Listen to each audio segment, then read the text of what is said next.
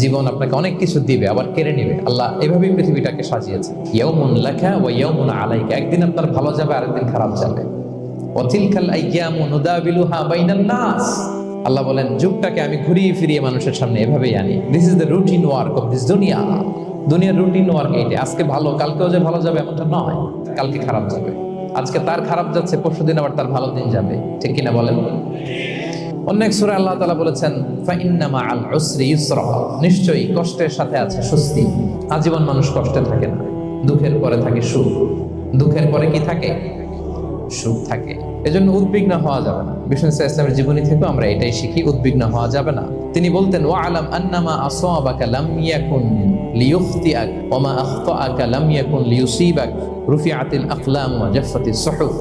ওনার cousin আব্দুল্লাহকে ডেকে বললেন, আব্দুল্লাহ, যেটা তুমি পাওয়ার সেটা তুমিই পাবা, কোনোদিন মিস হবে না। এটা তোমার, যেটা তোমার